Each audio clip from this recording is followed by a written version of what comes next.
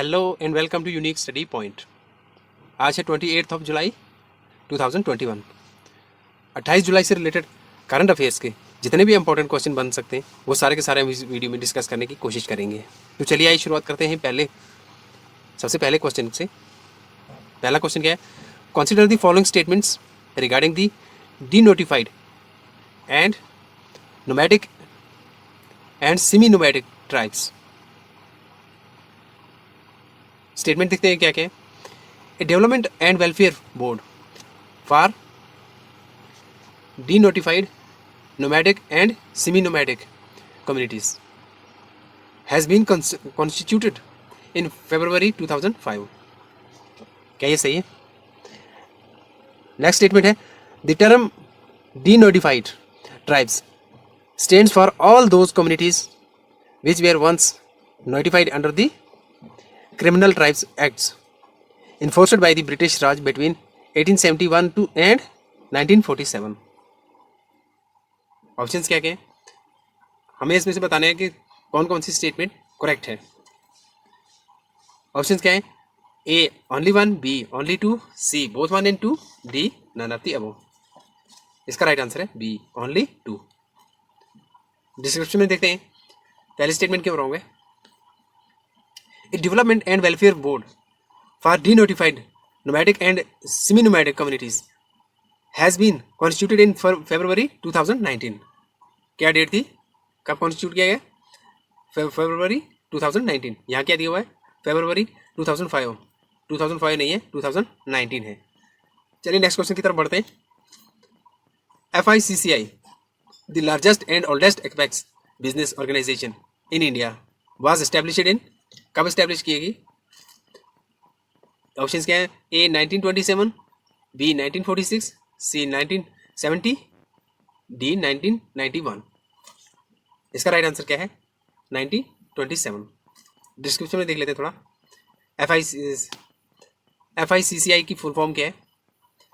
Federation of Indian Chambers of Commerce and industry. क्या है? Federation of Indian Chambers of Commerce and industry. पहली statement क्यों wrong थी?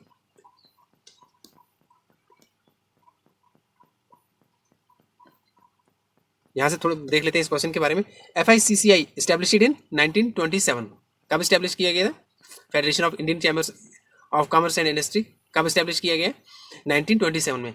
Is the largest and oldest apex business organisation of in India. Second statement क्या है? A non government not for profit organisation FICCI is the voice of India business and industry. इस question के लिए इतना काफी है। चलते हैं नेक्स्ट क्वेश्चन की तरफ। Consider the following statements regarding INS Talwar. Statement क्या है? It is a Talwar class frigate which is modified version of Krivak third class frigate. Second statement है it was built in Russia and commissioned into the Indian navy in 2018। Third statement है it is capable of accomplishing a wide variety of naval missions, primarily finding and eliminating enemy submarines and large surface ships। किसके regarding पढ़ रहे हैं हम? INS तलवार के।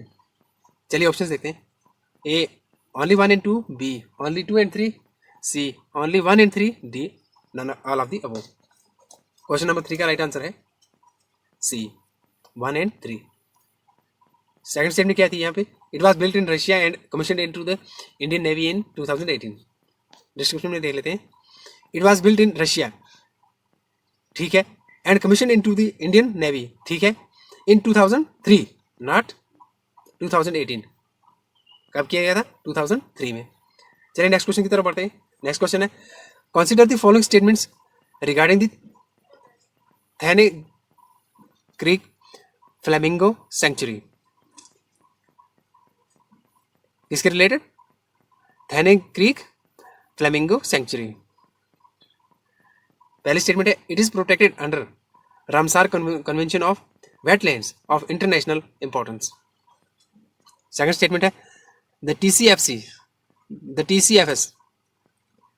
has been attracting flamingos in large numbers since 1994. The TCFS has been attracting flamingos in large numbers since 1994.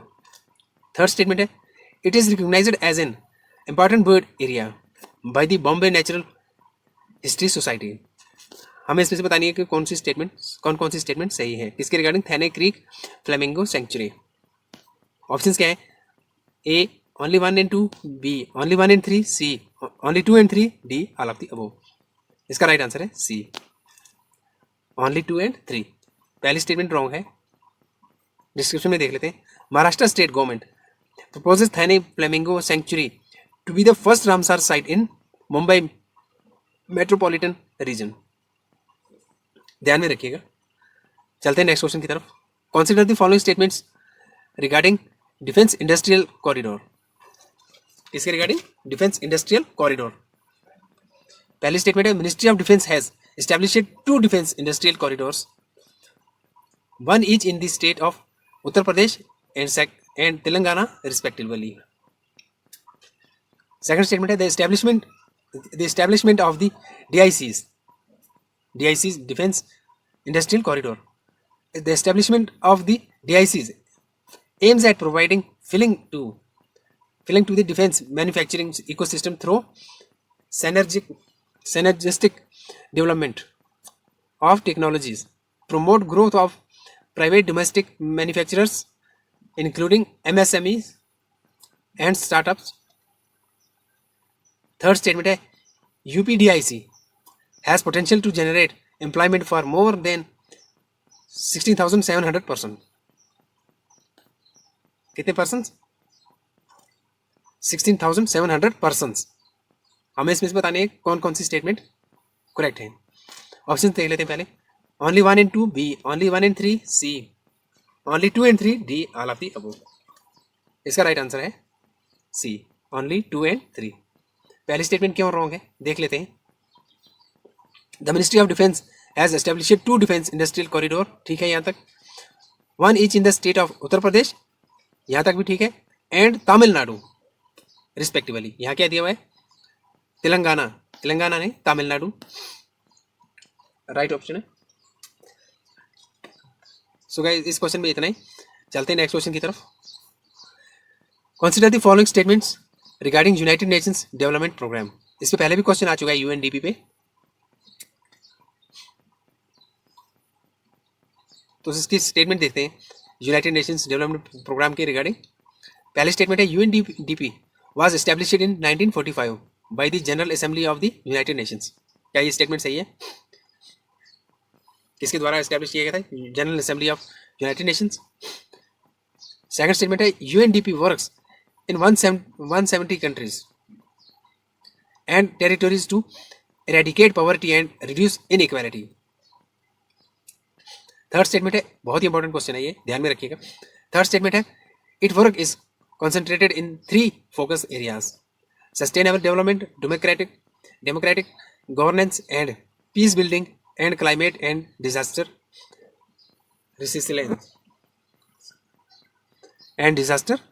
resilience. हमें बतानी है इसमें से कौन कौन सी स्टेटमेंट राइट है. ऑप्शंस क्या है? Only 1 and 2, B only 1 and 3, C only 2 and 3, D all of the above. या फिर तीनों की तीनों स्टेटमेंट सही हैं. इसका राइट आंसर क्या है? क्वेश्चन नंबर 6 है. इसका राइट आंसर है ओनली 2 and 3. स्टेटमेंट 1 क्यों रॉन्ग है?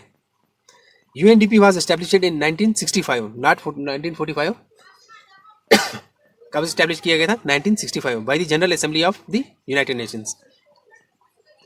चलते हैं नेक्स्ट क्वेश्चन की तरफ. Consider the following statements regarding Nanaji Deshmukh scheme of construction of hostels for denotified tribes, boys and girls. ध्यान में रखिएगा, इस पे बार बार क्वेश्चन आते हैं डीनोटिफाइड ट्राइब्स के बारे में. चलिए पहले स्टेटमेंट देखते हैं. This centrally sponsored scheme launched with effect from 2004-5 is implemented through state governments, UT administration, central universities. Second statement है, the aim of the scheme is to provide hostel facilities to those DNT students who are not covered under SC, ST or OBC to enable them to pursue higher education. हमें बतानी है इन दोनों statements में कौन C correct है. Options क्या है? Only one, B only two, C both one and two, D none of the above. इसका राइट आंसर है ओनली टू. डिस्क्रिप्शन में देखते हैं पहली स्टेटमेंट क्यों रॉन्ग है. किसके रिलेटेड, किसके regarding? Nanaji Deshmukh scheme of construction of hostels for DNT boys and girls. पहली स्टेटमेंट है the centrally sponsored scheme launched with effect from 2014-15. यहाँ क्या दिया हुआ है? 2004-5 में नहीं, 2014-15 में. Is implemented through state governments, UT administration, central universities. बाकी ठीक है, बाकी पूरी स्टेटमेंट सही है, सिर्फ डेट रॉन्ग है. वहाँ दिया हुआ है 2004-5, यहाँ दिया हुआ 2014-15. तो सेकंड स्टेटमेंट तो सही है. चलते हैं नेक्स्ट क्वेश्चन की तरफ. नेक्स्ट क्वेश्चन है consider the following statements regarding exercise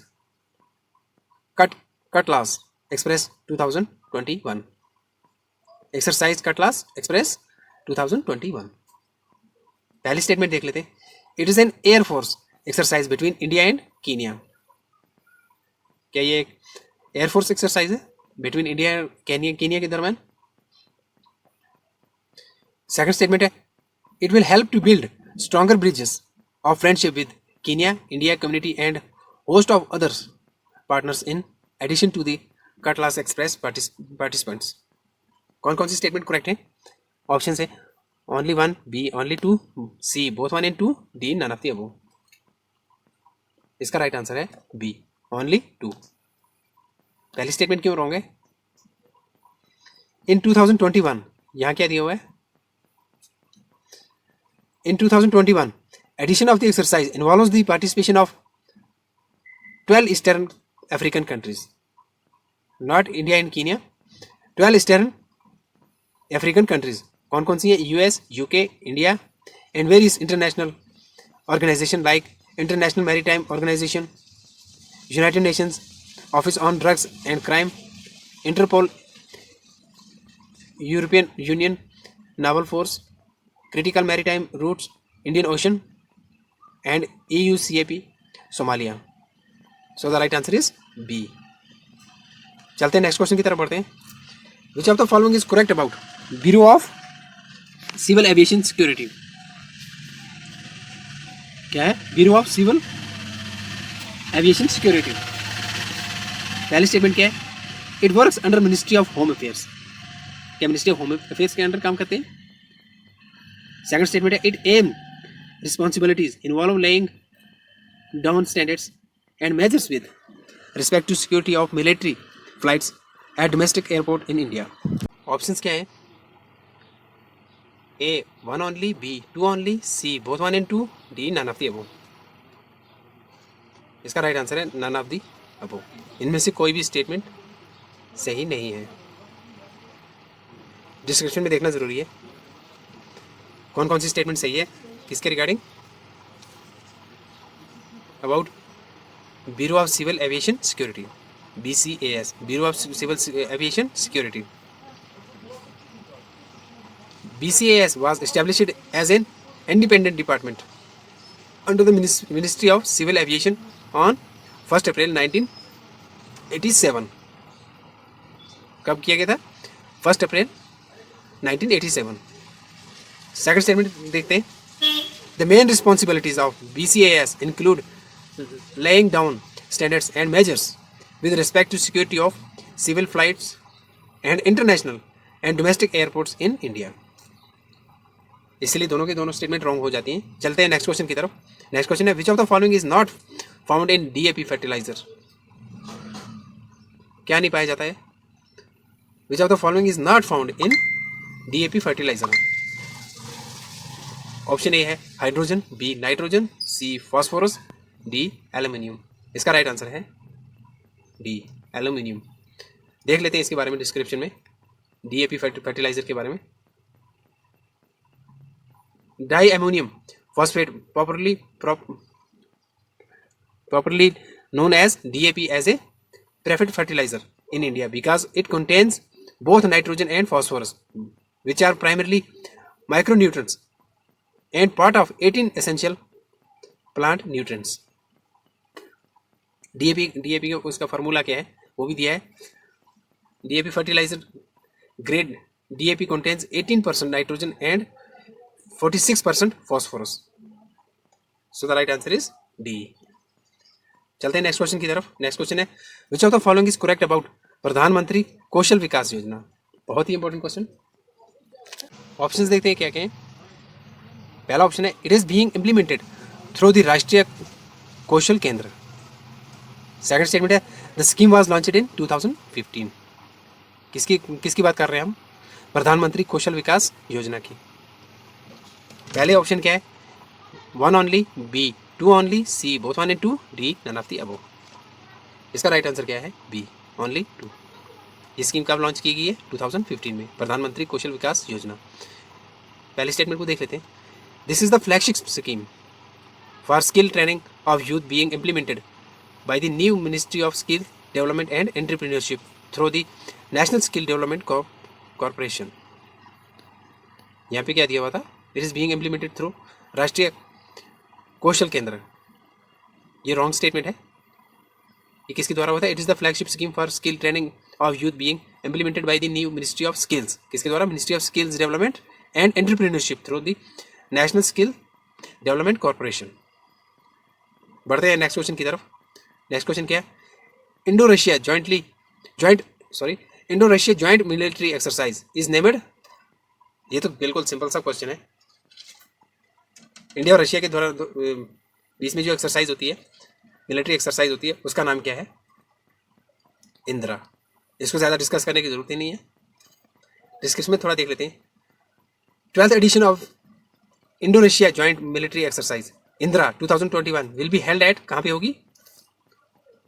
Volgograd. Volgograd का रशिया फ्रॉम 1 to 13 अगस्त 2021. कब होगी ये? 1 से 13 अगस्त के बीच में 2021 में. और कहाँ पे होगी? वोल्गोग्रैड रशिया में. The exercise will entail conduct of counter terror operation under the United Nations mandate by a joint force against international terror groups. So guys आज की वीडियो में बस इतना ही. मिलते हैं नेक्स्ट वीडियो में. तब तक के लिए गुड बाय, टेक केयर.